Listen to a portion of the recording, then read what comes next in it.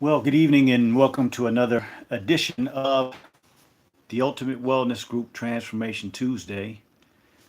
Today we got a wonderful show lined up for you. We're going to be discussing what's in your kitchen. Not what's in your wallet, but what's in your kitchen. Okay, we're going to start today with, of course, our mainstream minute, looking at something that's going on in the health industry at this point and kind of talk about that and how it's relative to our health and make a few comments on this article that I checked out, and then we will talk about our kitchen, what our kitchen represents, and how we view our kitchen and whether or not we have it in the right state of mind or frame of mind.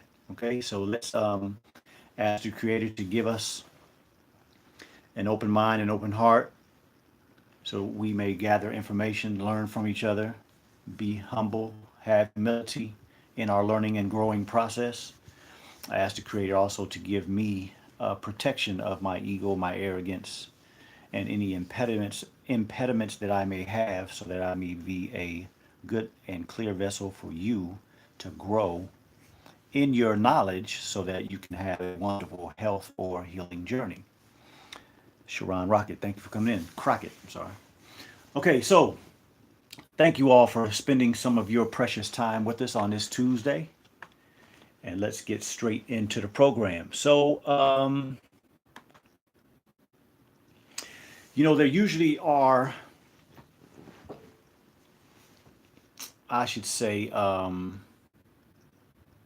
extreme concern that some people develop because of what they hear in the news, right?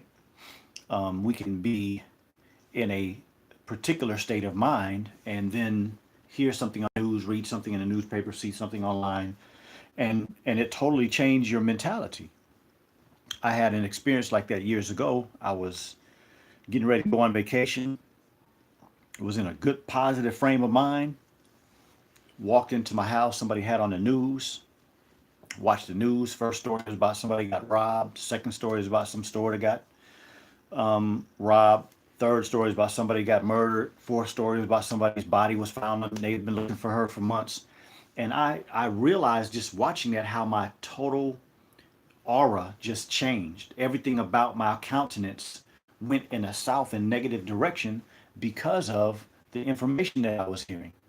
Totally changed my perception and my state of mind. And so we have to be very careful with what we are exposed to. And today's mainstream minute is about this, that. Here we have a story that came out today about salmonella leads to egg recall in 3 states. And so, of course, the average American diet includes eggs. A lot of people eat eggs. The question is, how does this affect you, and why are these type of things happening? They're becoming more and more frequent, more and more apparent that these companies are recalling things because there's some type of infection that can lead to serious sickness in people. I mean, over the last few years, we've had many, many, many types of lettuce and spinach recalls. We've had chicken recalls, all different type of food. You all see these type of informations on the news and things of that nature.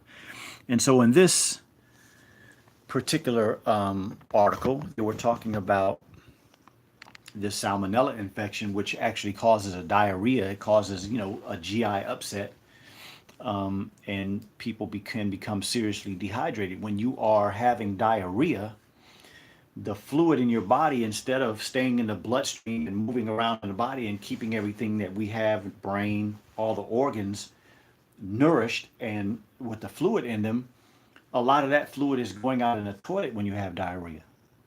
And so the body can get dehydrated and go in a very negative perspective very quickly. And that's how important water is to the body. So these infections are very difficult sometimes for people to handle. And then, of course, when people are already sick or people are to a certain degree already compromised when it comes to their immune system, these type of things can cause a lot of problems really quickly. And so I just wanted to comment on it really quickly, in that most of the time, when you find products like this that are being recalled, you don't find these products coming from responsible places, responsible farming. There's an industry, the food industry, that is trying to keep up with the appetites of people. And, you know, sometimes it's very difficult for us to look outside of ourselves and look at the grand scheme of things. But I would suggest that any of you, if you could just conceive in your mind and say, how much food have I eaten since I've been alive? Or how much food have I eaten in the last year? If you were to take a room in your house and just stack all that food in your house, or stack all that food in a, like on a tarp that you have in your backyard. Every time you get ready to sit down and eat, you take a plate or a bowl or whatever it is you're eating from, that exact same size, and put that outside on that tarp. No container, just the food. What would that look like at the end of the year? What would that look like at the end of 5 years? What would that look like at the end of 10 years? A lot of us can just sit and conceive that and say, man, that pile would be pretty big. Well, how many millions of people do we have in this country? How many millions of people do we have on this earth? So how much food has to be produced to keep up with our appetites of eating all of this food, these multiple meals a day, whether we're eating 3 meals a day, whether we're eating 5, 7 meals a day? It's a lot of food that individuals are eating. And then when you start looking at the collective, or just considering the collective, it's a lot of food. So these food corporations have to try to keep up with the appetite of the people. And if you all have been listening to the Ultimate Wellness Group Transformation Tuesday, you know that my perspective on that is that we as adults should be eating less food. Children eat food every time they're hungry, but adults should be eating less and less food. Shaolin Soldier, thank you for coming in. And it just makes sense. As we get older, we become less active. So why should we be eating the same amount of food that we ate when we were younger? That's why we start to gain weight. So the idea of us eating so much food and considering that big old pile of food that we would have if we were collecting all the food that we eat, these people have to keep up with it. So the practices that they use to produce so much food, to get these chickens from an egg to on your plate in a fast period of time, to get food to grow faster, all of these type of things are causing food to be more and more dangerous. Because just like you, when we discuss not eating correctly, when we discuss being toxic, when we discuss being dehydrated, when we discuss all the different things that can cause disease in the human body, well, the plant and the animal has to have similar things to keep them alive and keep them healthy. And so they're growing chickens and cows and turkeys and fish. They're growing them fast. You know, when it comes to tilapia, the male grows faster than the female. So most farms that grow tilapia, most of the fish have been genetically altered and hormonally altered to make more males so that they grow faster, grow bigger, with all the other stuff they're using, like steroids and, you know, food that's hyped up with all this fast growth stuff. And so what I'm getting to is that the food that we're eating is not normal, even from the concept of its origination. If you go to the store and you buy an egg that came from a chicken that was raised in a very abnormal way, on steroids, on antibiotics, then what do you think the quality of the egg is that you'll be eating? And so when we look at some of these stories, salmonella is recalled. I mean, the eggs are recalled because of salmonella, and these spinach is being recalled, this lettuce is being recalled, these chickens are being recalled, all these different types of foods. Salmon not too long ago was recalled. It's because of the practices that these people are doing to produce this food so fast. Now, you know, a lot of people blame the companies. Okay, I can understand why people would blame the companies. They should have a responsibility factor to producing correct food to give to the public. I agree. But how can we take our power back? We can take our power back by supporting the companies that do things in a healthy manner, in an environmentally friendly manner, but also in a manner that makes sense on the way nature works, so that the quality of product that you put in your whatever you're using in your kitchen and what winds up on your plate, you can have confidence that it's giving you what you need. Okay, I hope that makes sense. That was the mainstream minute for today. Be wary of some of the headlines, but also try to look deep into why we're having these type of problems and why we must really take back control. That's what the Ultimate Wellness Group is about, and that's what this Transformation Tuesday is about. Is about empowering you to take back control of your health journey. Cheryl X Harris, thank you for coming in. And so today our subject matter is what's in your kitchen, because I think just from an initial thought process, we all should maybe sit back and think about what our kitchen represents to us. So if you say to yourself, man, I've never thought about that before. Well, I think that's a very serious thought that we should consider, because your kitchen is very, very important. Danita Lake, thank you for coming in. So all of you that are listening, if I could come to you right now and I could put some braces on your teeth and tie your teeth together, right? And then sew your lips together so that you couldn't eat.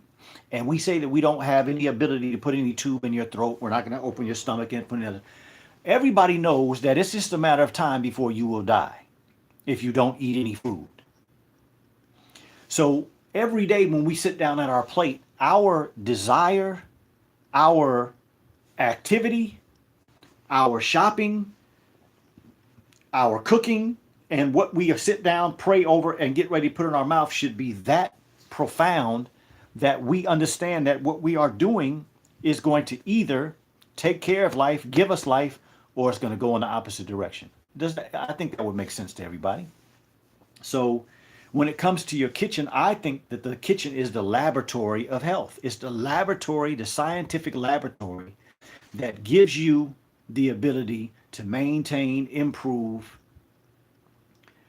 anything that you have going on, no matter what it is. A mental health perspective, a physical health perspective, a psychological health perspective, a spiritual health perspective, all has to come from where you start, from thoughts, and then what you put in your body to maintain this reality. So that's how important the kitchen is. Alan Bowden, thank you for coming in. So the kitchen is a scientific laboratory that should take a lot of our daily thought process, because it takes that much effort in a world like we live in to be able to come to opening my mouth and putting something in it and starting to chew and have that ease happen within this body, which happens. We talked about it, I think the last time we were on, we talked about the positive hormones that come from a good meal, positive hormones that come from an accomplishment in life, the positive hormones that happen when you're in a wonderful environment. It's the same thing when you eat food. When you eat good food and your body knows that you just put something in it that is going to do good for it, the body knows that, and you start getting some positive hormone. That's that good feeling when you eat a good meal. And so that takes thought, that takes time, that takes understanding, that takes learning. And so that's what we're going to be discussing today. We're going to be discussing what's in your kitchen.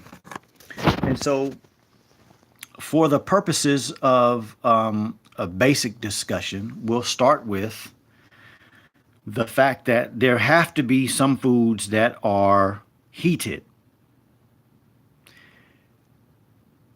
I know there's a lot of discussion out there about the vegan lifestyle. There's a lot of discussion out there about raw foods. The truth is that some foods have to have heat added to it. You should not be eating vegetables raw. They will not serve you well if you're eating them raw. And so that means that you have to have something in your kitchen to cook with. And so let's start with our pots. And if you all are looking at this picture, you see those are what we call non-stick pots, right? Teflon pots. And when it comes to a lot of information on a lot of things like non-stick pots, when you're talking about putting plastic in microwaves, where you're talking about eating out of styrofoam containers, you can go to the internet and you can look at one article that will say something positive and say, it's not that bad, and another article that will say something the exact opposite. Oh, this is going to kill you. It's going to give you cancer. And so I think after today, maybe we'll see how I go through a process of evaluating these things. And then maybe you can start evaluating things your own way and come to your own conclusions. Because until I get my equipment that I plan on getting in a very near future to start evaluating foods and the quality of nutrition in them and these other types of chemicals that are in foods, when I start getting the equipment to do that myself, then I can speak very distinctly and sure about what I'm saying. But a lot of the information that is out here, I go and I do my research and I come to my conclusions based on my research. But I haven't proven it yet with my own experimentation. But again, like I say, it's coming soon. So when it comes to Teflon and non-stick pots, the options that you have for your kitchen are typically the non-stick, right? You usually have the aluminum pots, and most of the time you'll see that they have certain ply, like they'll say 3 ply or 5 ply or 7 ply, and that just means that they have layers. So you may have an initial layer of aluminum, and then you might have another layer of tin, and you may have another layer of some other type of metal, and that's all to put it together so that it will, of course, convect heat in the right way, and also keep temperature evenly throughout the pot. And so that's how they make them, by putting them all together to make them strong and make them, so that they can so-called evenly distribute the heat. And so when you decide what it is that you want in your kitchen to use as your pottery, the options, the ones that I would consider and the ones that most people consider, are usually your aluminum pots, you have your ceramic dishes, you have stainless steel, you have cast iron, and you have copper. And so when it comes to non-stick, let's talk about that first. I want to talk about some of the chemicals that are in the materials that they make non-stick out of.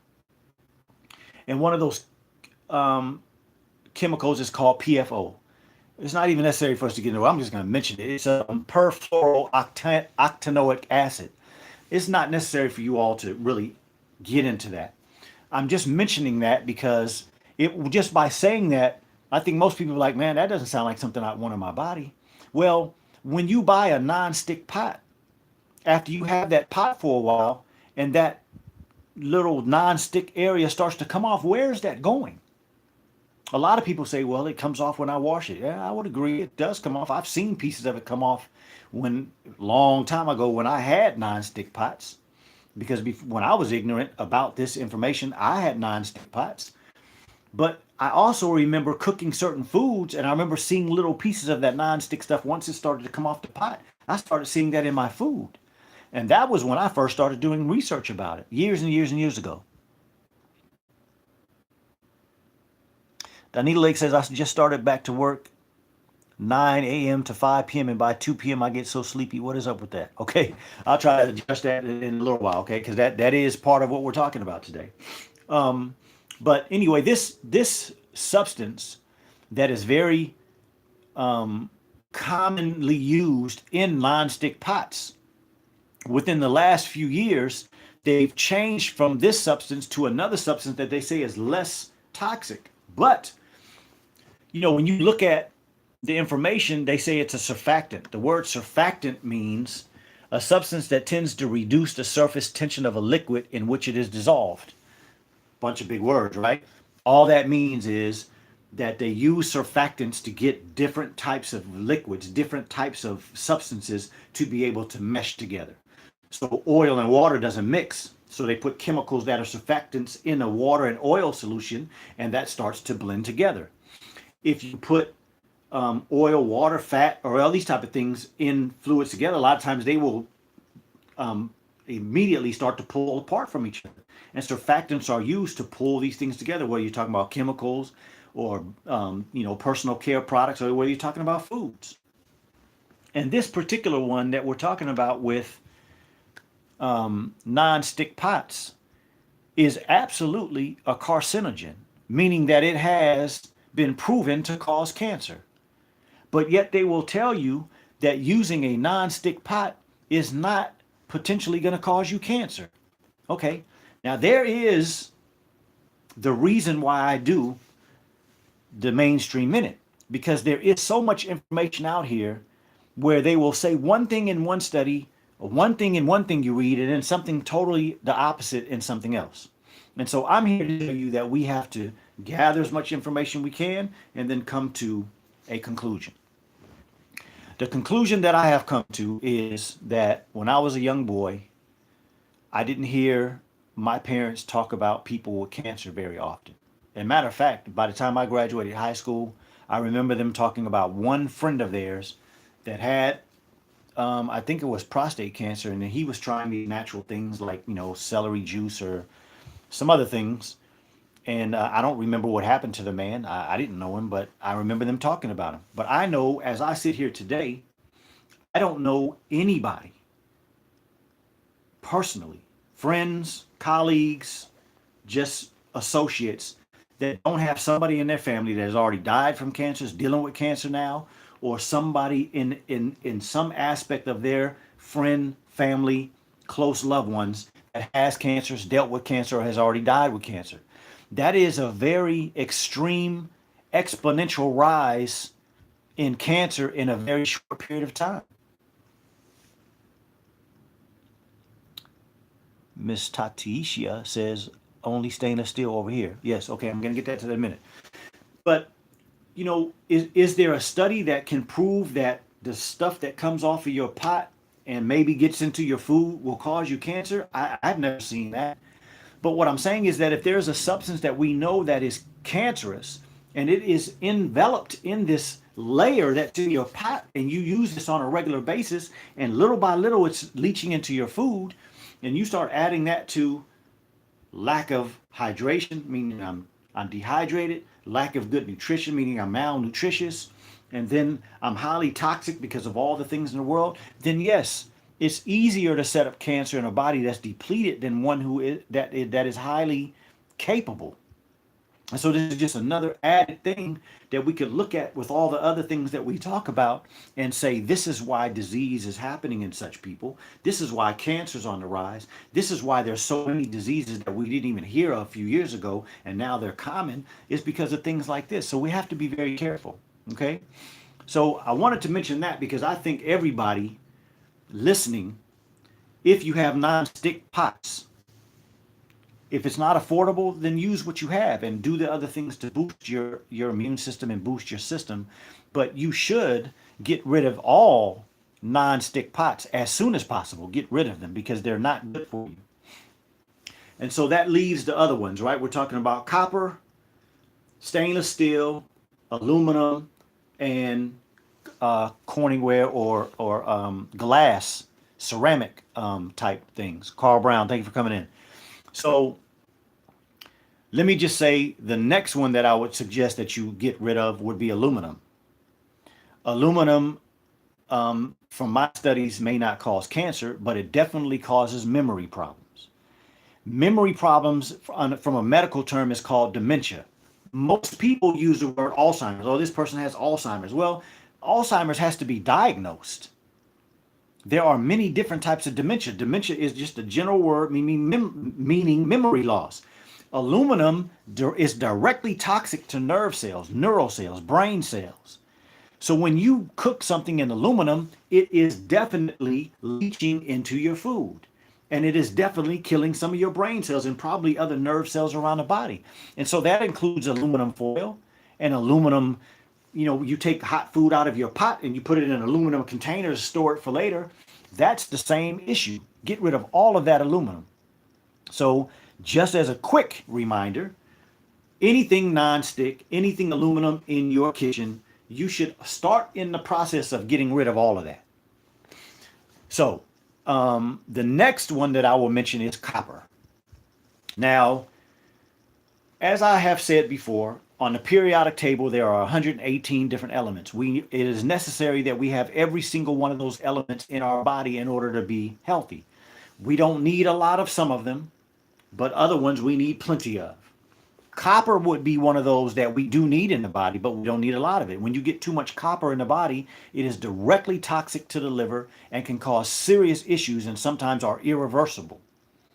So my suggestion is that if you have copper, you have to make sure that you do the research to make sure that the company that you bought your copper from has done testing that not too much copper leaks. Some cheap copper pots leach very quickly from some of the studies that I've read, and some of the more expensive, they leach a little less. You're gonna get some in your food regardless. Anything that I'm about to mention that you use, you're gonna get some.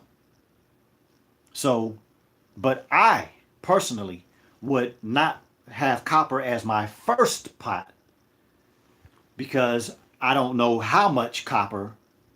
I've never studied myself, nor I've ever seen a study on how much copper is too much. So the type of copper that's in my body, the amount of copper in my body is going to come from some food. I'm not going to use a copper pot, but I'm not telling you not to. I'm just saying do your research. Now, the three type of cookware that I would suggest would be stainless steel, cast iron, and ceramic or glass. Now, again, heat causes leaching from everything because heat eventually breaks down everything.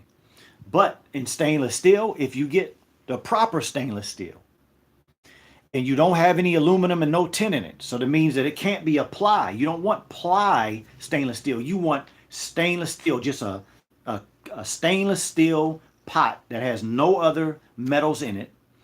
And the best ones, again, are not very cheap, but it's worth the investment.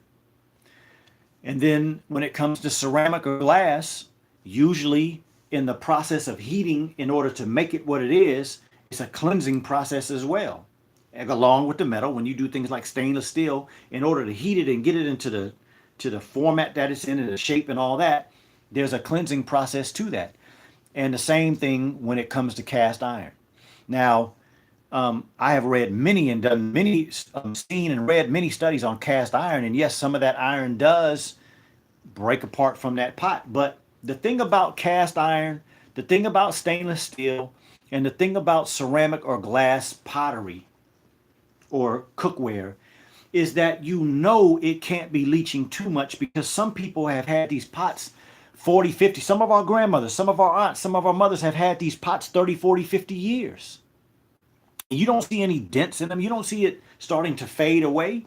That pot still, it may not look the same because they do what they call seasoning of that pot, right? They look different, but that pot is still thick like it was when they first got it. That's proof that it can't be doing too much leaching. So those would be my three that I would suggest that you could use to cook the foods that you should be cooking that would allow you to cook your food and have the confidence that this food is still good for me. Okay. Shaolin says, what about cooking with clay pots? Yes, clay pots are very good as well. But again, you must do your research on making sure that the clay that was used to originally produce that pottery was from a source that was pretty clear of a lot of toxins, because a lot of this clay that's out here these days has a lot of additives and chemicals and all that kind of stuff to of course, in the formulation and all that kind of stuff. So if it's coming from a pure source, then yes, that's good. Like some of the Native Americans, and I shouldn't say Native Americans, I should say the natives to this land, our indigenous people in this country, they produce some beautiful pottery. And sometimes you may have to go to places, or sometimes you can go online and find them. They use pure soil. They go and they find the same soil that they make bricks with and things like that, and then they burn it, and after they knead it and all the things that they do, and then they do put it through their process where they heat it and get all the impurities out. Those are some very good pots. That's a very good question, my brother Shaolin Soldier. Thank you, sir. Joseph Muhammad, thank you for coming in. Khalif Muhammad, what about the oxidation of the cast iron skillets or pots? Is that harmful? The oxidation, no. The oxidation it's an aging process, right? Like everything else, that oxidation process, of course, There are scientific studies that say that some of this oxidation process holds on to certain toxins and it holds on to certain bacteria and things of that nature. And I wouldn't disagree with that. But I think it's at such a small amount that it's not harmful to us, because when you clean that pot correctly, you get most of the impurities out. Because like I said, when it comes to cast iron, when it comes to clay pottery, when it comes to ceramic and glass and stainless steel, when they formulate these pottery, they put them at high temperatures, so a lot of the impurities are destroyed in the process of making them. And if they start with good quality materials in the beginning, there's not a lot of impurities. But when you start to use them and cook, you get food products get in there and all the different products. And they're, if we look at it with a microscope, it's not as flat as it looks when we look at it, right? There are little indentions and little pots and little pucks in this material, and things get in there. And the heat over years can cause those things to start to coalesce. But if we clean them correctly, the impurities and the negatives are less. But that oxidation process is a reality of heat. Anything that is heated over and over again, slowly it's going to change. And based on my research, I don't think that the oxygenation is harmful. So thank you for that question, Khalif. Ronnie Alexander, thank you for coming in. Danny, thank you for coming in. Alan Bowden says, I have mostly cast iron cookware that I purchase from thrift stores and mostly from the Goodwill thrift. Yeah, you know, and those are good points. You know, I would always try to research like the four that we just described are the ones that you should be using. Research the one that you have, because you know, even if you cook on it and some of the writing goes away, most of the time you can see the company and the type of cookware that you have, and you can reach out to those companies and they can tell you, excuse me, about what the quality of that product is. And that's the key. You know, anytime I started to change what I was doing as far as a pottery perspective, like I said, years ago, I was using nonstick. And once I started to learn more about it, I got rid of it all. I started off with glassware and, of course, stainless steel. And what I wanted to do was buy them new and do research and ask the company, you know, get all the type of questions I needed answered before I started to purchase them, because I wanted to make sure that I was doing the best. So thank you for that comment. Michelle Muhammad, thank you for coming in. So that is my suggestion on when it comes to what you're cooking with. And so I hope I was clear with that, and I think I got the answers. Now, next would be the microwave. I remember when the microwave came out. I was a young man, and I shouldn't say when it came out, or when my family started using them. You know, there was always this concern when they first came out about radiation. When you put something in your microwave and you turned it on, everybody would walk away from the microwave until they heard the bell, and they would come back to get your food, thinking that the microwave was going to send the type of radiation that was going to cause cancer and other type of medical problems. Well, radiation can do that.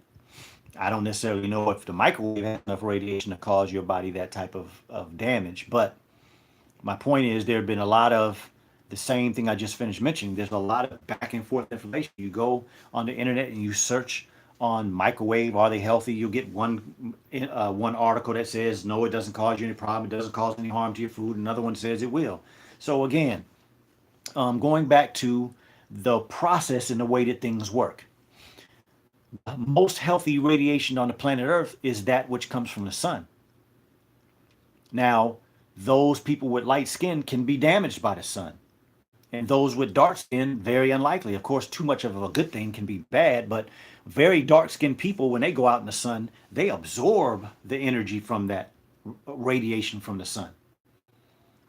And so the natural way that the sun heats things is from out to in. And a microwave doesn't do that. A microwave, the heat is, of course, what it says, from a microwave, a wave of heat, a wave of radiation, which the sun rays are waves of radiation, but the waves of radiation from the sun are naturally inclined to the human body. It's part of that circadian rhythm that we talked about last 2 weeks ago. So that's normal for the body. The way they make a microwave and the way it heats up the food is that it starts to heat up inside of the cells from the perspective of water. So that means it's going deep down into the cells, and then that heat starts to come from in to out. And that is an abnormal process. That is not natural. So that has to do some damage to the cells. It has to do damage to the food.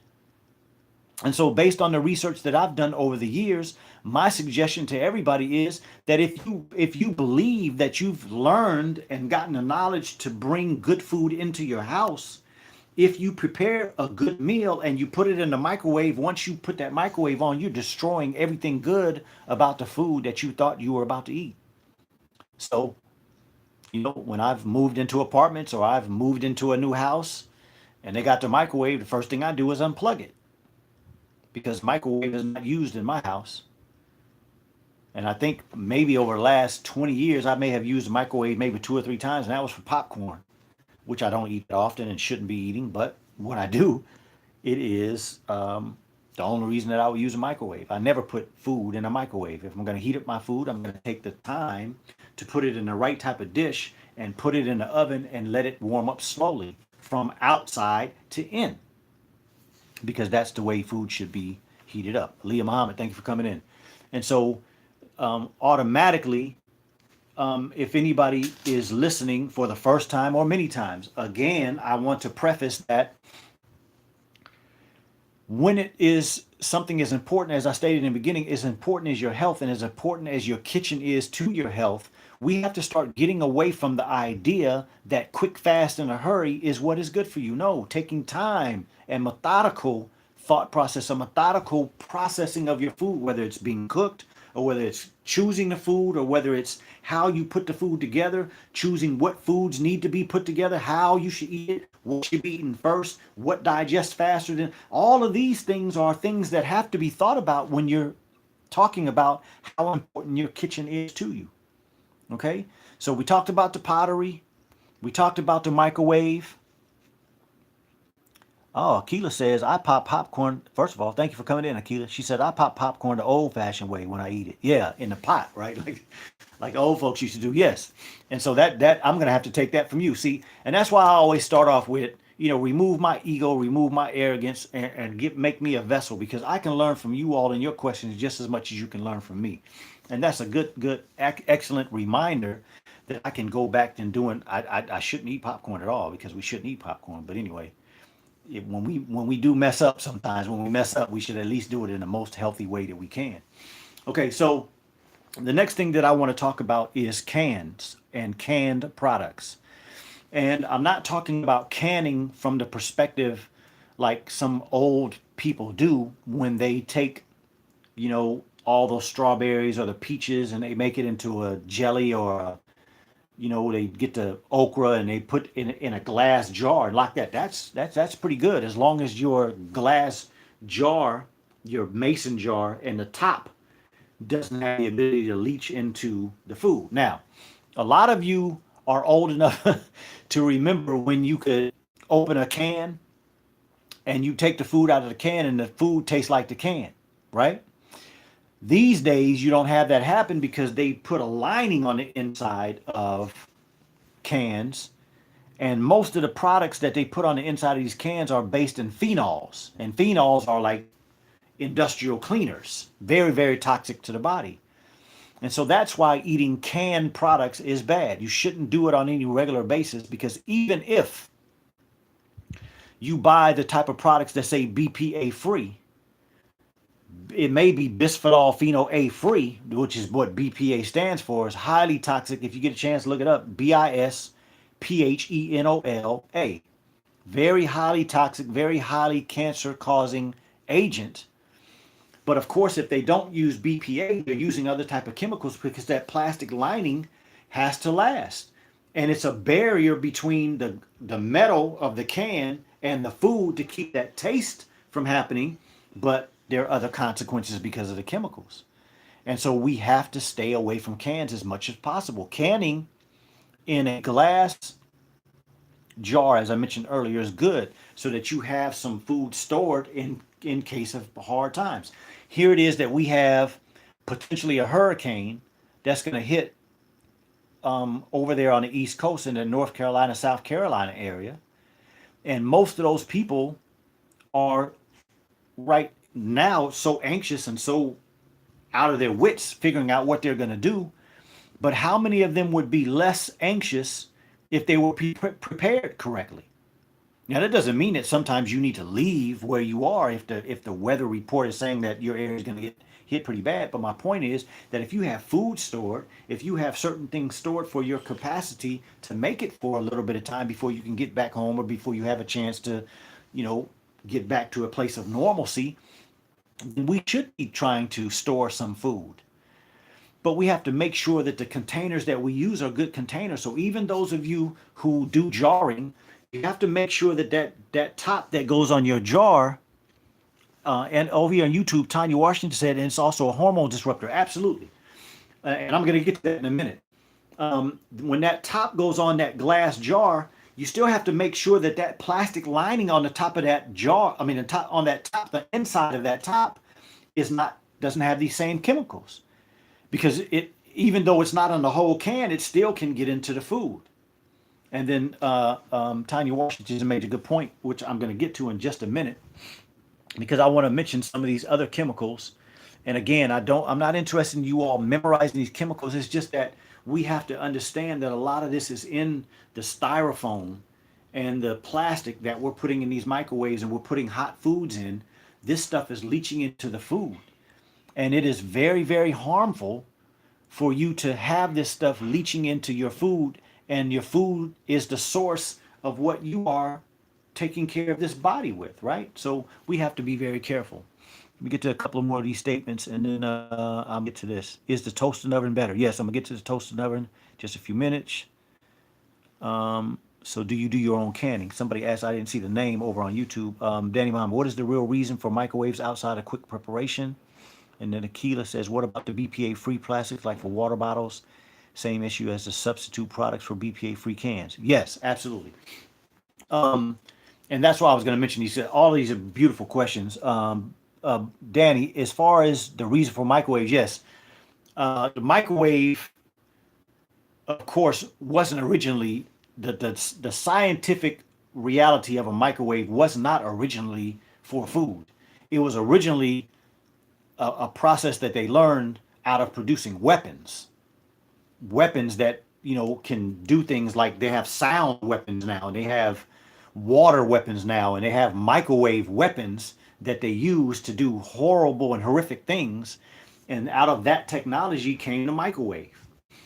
But for the person that asked about whether I do canning, I don't, but my wife does, and she does a wonderful job. And actually, there are a couple of jars of navy beans that she made about, I believe it was toward the end of last year and earlier this year, and I ate them just a couple of weeks ago and last week, and they're still very good and fresh. So she does a wonderful job with her canning, and you know, I'm just blessed to have her, because she has made it so possible for me to take what I understand about how to eat to live and put it into a realistic way for everybody to be able to apply it better. But canning is definitely something that everybody needs to learn how to do. So if you're interested in getting more information, let me know and I'll try to steer you to the right person. And so for Akila's question about the BPA free, yes, I want you all to understand the same thing I said about the non-stick pots. Most of these companies are pulling away from the type of substances that are becoming common in the public, like BPA. That's a common statement in the public. And a lot of people might not know what BPA stands for, bisphenol A, but they know that BPA is bad. And so these companies are pulling back from these very toxic substances, and they're finding another substance that is so-called less toxic, and now they're using that. So no, it's not, it may not be as bad, and sometimes it's worse. But my point is, we can't trust them. So going BPA free, I think, is a good idea. But you still have to try to do it in a way that you're not causing yourself more extreme problems. Oh yeah, that was Tanya Washington. Maybe do a tutorial on that. Yeah, that's a good point.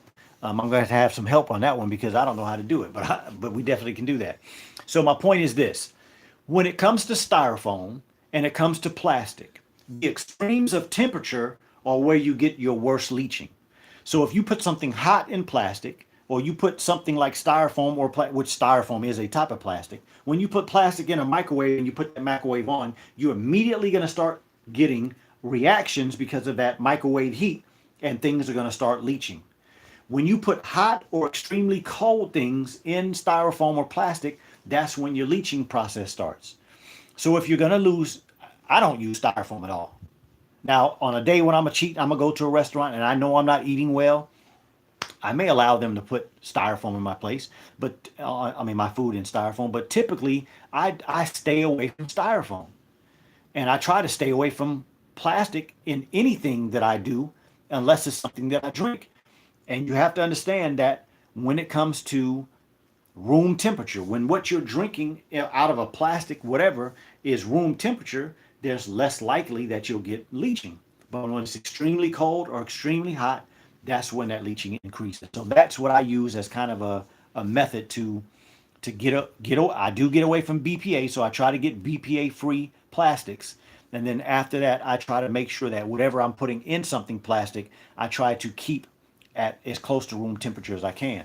Typically, honestly, I try to drink out of glass. I try the best I can not to do anything out of plastic. Try to do out of ceramic or glass cups. All right. So just a couple of these chemicals. I know most of you have heard of dioxin, which is highly released from plastic and styrofoam, and benzene. And so, we talked before about some substances that can be transferred to benzene, but benzene is what they used to use in the dry cleaning industry because it's a wet product and you can clean things with it, but then it dries quickly. But it's highly carcinogenic to the body. You got toluene and xylene. These things come out of plastics. And you got this stuff called polyethylene terephthalate and the phthalates. It's PHTALATES. These are all chemicals that are used in a lot of other industries, but they wind up in our food substances because of the containers that they're putting these foods in. And all of these things are highly toxic to the body. And so you have to be very careful. We're talking about products that we're storing things in. We're talking about the microwave. And so it's very, very necessary to be aware of these things and get your kitchen to be the best type of haven that you can. Okay, so we've talked about the canned products. We've talked about the styrofoam. We've talked about the plastic. We've talked about the microwaving. And so Tanya Washington mentioned about hormone disruptors. And so I just want to read a quick statement, and I want to get into a little of this comment. We're not going to harp on this long, but I just wanted to mention this because, again, the kitchen is that important. It should be our scientific haven for producing our health, right? So this is a statement in a Time magazine article, May 4th of 2016. It says the two components in plastic that experts are most concerned about are phthalates and bisphenol A, which are often referred to as endocrine disruptors because of their ability to affect estrogen and testosterone levels in humans. Estrogen and testosterone levels being the more common, estrogen for women, testosterone for men, right? Now, there's something else I want to read just real quickly because it's on that same subject. So this is when they were talking about the phthalates. Again, that's PHTHALATE. A family of industrial chemicals used to soften PVC plastic and as solvents in cosmetics and other consumer products that can damage the liver, can damage the kidneys, can damage the lungs, and the reproductive system. And this is in parentheses, it says particularly the developing testes in animal studies. So why did I mention that, and why is Tanya Washington mentioning that on YouTube? Because, and I hope nobody gets offended by this. I have to speak the truth, but at the end of the day, this is not intended to offend anybody, hurt anybody's feelings, or cause any controversy. I just have to speak the truth. When a child is being produced in the mother, a lot of people say that a child is a female until testosterone or the male hormone begins to change that female into a male. Completely untrue. A child, when it is first being produced in a woman, is just like a stem cell.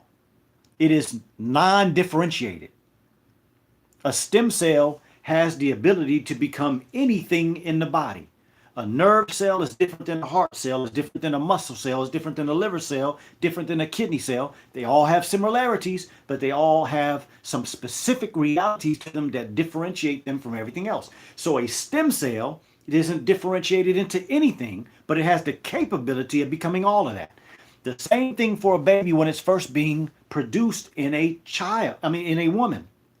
It is undifferentiated. It does not have a sex.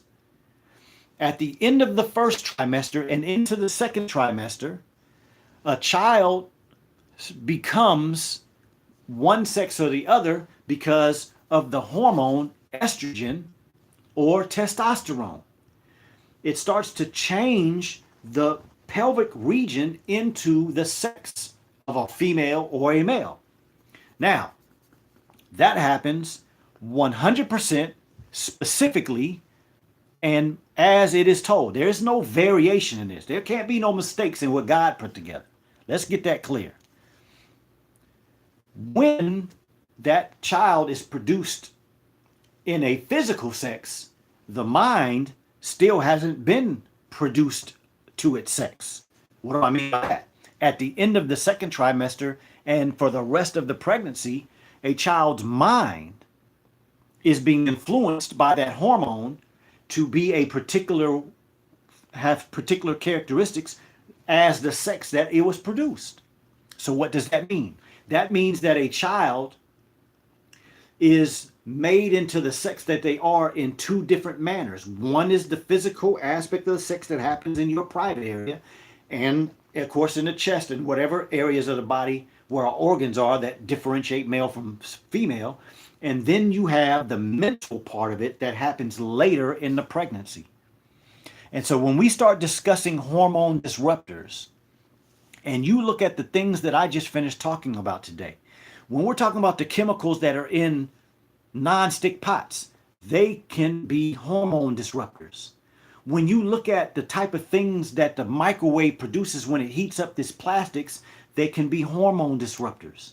When you look at a lot of different foods, the fast foods and the packaged foods and all these junk foods that a lot of young people and people that want fast food eat, there are a lot of things that are in there that are hormone disruptors. When you look at the lotions and the chemicals that people are putting on their skin in these personal care products, a lot of these are hormone disruptors. And it's really highly tied to why there's such a large homosexual population. And I know when I say that, a lot of people are like, man, what? Yes.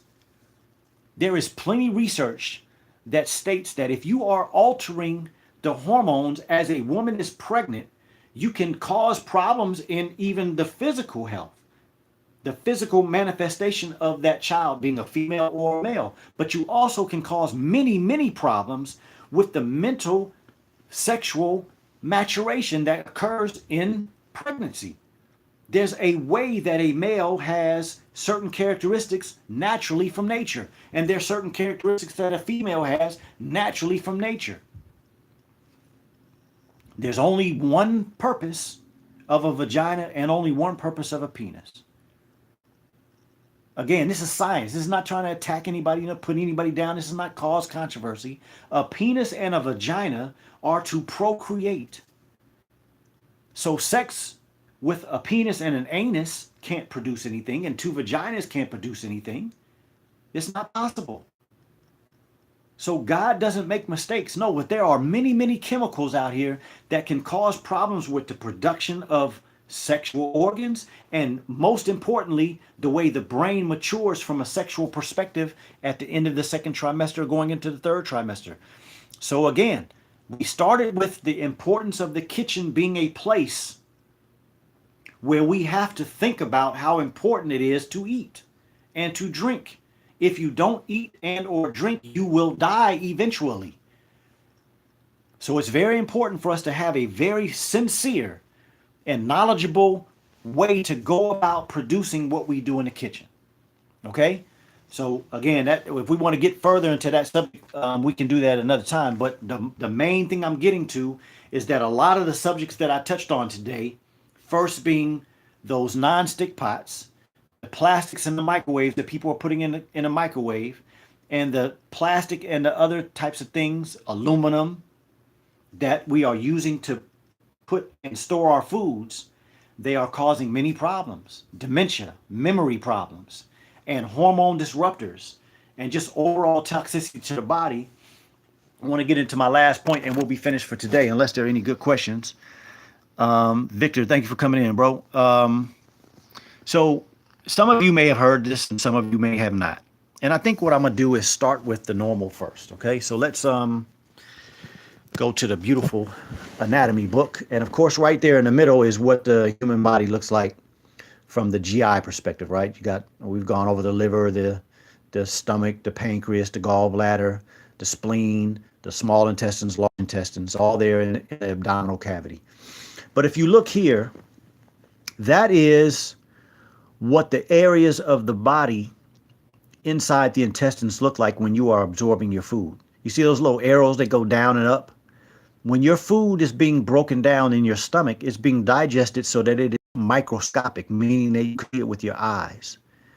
And when your food goes down into that little U-shaped thing, which we call villi, the villi are the things that are standing up. The space in between them is where the food goes so that you can absorb it. The little red thing is your artery. The little yellow things that are coming out of there are what they're talking about we're absorbing. So that's going into the blood system, going where? Wherever it needs to go. And then the blue or the purple is the veins that are taking the toxins out of the GI system. Okay.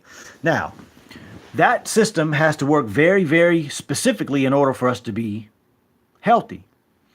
And so if you look at this, this is just kind of a pictorial of what that same system looks like. And so when you look over here to the left and you see that word tight junctions, that's because everything in the body works very specifically, and everything in the body is pretty much right next to each other. You look at your skin, you don't see any gaps in your skin because the skin cells are right next to each other. And most of the organs work like that. The cells work right next to each other. Now, when you look over to the right and you start looking at that stuff going down in between there, they call that leaky gut syndrome. Now, I'm not showing you this saying that this is absolute science, because I don't necessarily believe everything that I hear people say about leaky gut syndrome. But what I do believe is that when a person isn't taking the time to take in consideration the things that we are talking about today, you do a lot of damage to your body. And the stomach, the intestines, and the brain are 100% connected. The brain produces a lot of feel-good hormones when things happen well, when things are going good, when you have accomplishments, when something happy happens in your life. And the intestines and the GI system produce some of those same hormones when we have good food. So these systems are tied together. And so when you start having people that have GI problems and they have bad so-called moods, that's not a happenstance, that's scientific. But the point that I'm getting to is that one of the first places that you damage when you eat bad food is the GI system. And you start causing a problem in those little villi that are made to absorb your food correctly, and now you're not absorbing things correctly. And so inflammation can sometimes cause things to get to a point where they start to shrink because of the fibrosis, meaning the scar tissue starts pulling it down, and then you have stuff entering the bloodstream that's not supposed to be there. Or when they swell up, which is the initial phase of inflammation, then stuff can't be absorbed either. So we have a process that's going on in the GI system when we're not taking the time and not doing the right things to get our system correct, that can produce so many diseases. I don't know if you all looked while I showed that picture on the internet. It had a lot of diseases listed at the bottom. I don't want you all to concentrate on that today. I just want you to concentrate on the fact that what we discussed today is highly, highly tied to the importance of your health. What you're cooking with, how you warm your food, the time you take in your kitchen, the effort that you put in when you're doing research on the products that you buy to bring in your house. What's on sale doesn't necessarily mean it's good for you. When you walk into the store, what's most pretty doesn't always mean that's best for you. When you walk into a store, what is the first thing that catches your attention is the marketing ploy. Take your time and do some research into the things that I discussed today because your kitchen is that important, right? Today's topic, what's in your kitchen? What's in your kitchen is going to be part of what produces your good or bad health. And so I just wanted to, one last thing I wanted to say. When you all hear me say, whether you're on a health or a healing journey, I say that almost every program. And what I mean by that is that those of you who don't have any medical problems, then you should be on a health journey to what? To maintain what you have, or to take where you have and where you are and make it even better. And those of you who have problems, then you should be looking at your reality as a healing journey. And so you have to get this type of information. And once you hear me say things, just like everybody else, all of these people out here that have these websites and they have these things that you can buy, and you go to their websites, there's always something to buy, and they're very popular. They're known. Some of them on TV, they're always being brought on these shows and this and that, this and that. You should research what they say. Because again, there's many things on the internet where you'll have one article saying one thing and then you have another article saying the exact opposite. WebMD says this and this doctor says the opposite. Harvard study said this and this person says something different. A USC study said this, or UCLA study said this, and then you hear somebody say something opposite. Do the research that you can. And then of course there's people like me that will do the best they can to offer you advice based on my years of research into all of that same stuff. The more and more and more information that winds up on the internet, some of it is good, some of it is bad. I would say I think a majority of it is some truth mixed up with falsehood, and 99% of it are marketing ploys. Okay, so I hope today's program was good. Sean Soldier said, would you say that human milk, breast milk, would be as healthy to consume as raw milk? To that question, I would say no, breast milk is more healthy than raw milk. Really good talk. Will you talk about food quality in the future? Tanya Washington asked, yes. Well, I've talked about food quality in a lot of my programs, but that's actually a good idea. And I said in the past that I was going to do a program on combination of foods and things of that nature. So Tanya Washington, thank you for the comment, because that would be a good idea. Yeah, breast milk is much more healthy than raw milk, but raw milk is like the second best thing to breast milk. I would like to know if this would be feasible for my older daughter to consume my wife's breast milk. Um, I'd have to get more information about that, bro. How old she is, whether she has any issues, or and what stage that your wife is in as far as her breastfeeding currently. Typically, I I mean that's a very serious, profound question, bro. It'd take me quite a bit to answer that because there are a lot of things that go in that. So we'll either have to deal with that on another show, or you'll have to touch base with me personally so we can answer that question. Okay, that's a beautiful question though. Sharon Cracker, what foods are good for the gut? Um, the best foods for the guts are the ones that I always talk about, the ones that are the easiest to heal and have the best nutrition. So that's going to be fruits, of course, your raw milk and your navy beans. And of course, if you want any more specifics than that, reach out to me and I can give you some specific lists of, I put together programs when people need information like that. So again, today I think it was a wonderful program. It had some wonderful questions. I appreciate you all and your, first of all, your being here, and secondly, your wonderful questions. Jerome Corey said, what is raw milk? Raw milk is milk that is extracted from a cow that has not had any pasteurization or homogenization. Pasteurization is a heating process by which they try to kill the bacteria. And then the homogenization process is when they put it in vats and they spin it and, of course, make all the fats and all the proteins coalesce together, meaning stick together and don't separate. Like when you see milk that comes straight from a cow, it separates just like a woman's breast milk into the fat layer on top. And then you have a layer where there may be a little bit of mixture, and then you have the water layer on the bottom. Well, when you buy milk straight out the store, you take it and you out of the store and put it in your refrigerator, and you never see separation. That's because it's been homogenized. And then while I'm on that, And you can go back. I did the whole show on milk, if you like, Jerome Carey. But the cow has to be a free range cow, meaning that it needs to be grazing. It should not have any antibiotics in it. It shouldn't have any steroids in it, and there shouldn't be pesticides, herbicides, or chemical fertilizers used in the grass that they eat on. And of course, that cow should have had a baby, produced a calf before they started getting milked. So just the quick answer for your question. Thank you for the question. Akila says, have you ever discussed the use of probiotics since you are speaking of the gut? I did discuss that before in one of my programs. I don't suggest using probiotics because I think most probiotics are a marketing ploy. But as the question that the other sister asked, there are very specific foods that I suggest to people when they are trying to heal their gut.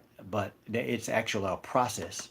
It's a process that you have to go through to heal your gut because there are certain things that you have to do to decrease the inflammation and allow the healing process to start. And then there are things that you have to do to maintain that process as the gut continues to improve itself. And it's a process that I would have to explain to you personally, which means that if anybody is interested in that specifically, reach out to me and we'll talk about getting that program put together for you because that's very important. If you want good health, the first place that you have to start with is good thoughts. And then the second place that you have to start with is getting your GI system in a proper functioning so that you can absorb what you think you're putting in your plate and on your plate. So that's it for today, everybody. I appreciate you coming in. We've gone a little bit over the time, but it's because you have great questions and we have good interaction. And so I appreciate you tuning in to the Ultimate Wellness Group Transformation Tuesday. Remember, we here pride ourselves in giving you news that you can use, things that you can take, apply to your life, and you will see results. It takes hard work. Good health comes with hard work in this society and the type of things that are going on. It takes learning new information, but then applying that information. So keep working hard until the next time we see you. Next week, we'll be back with a very interesting subject. I'm not going to tell you what today is because we may have a special guest, but tune in next week. It's going to be a very powerful show. And again, thank you for tuning in to the Ultimate Wellness Group. Peace.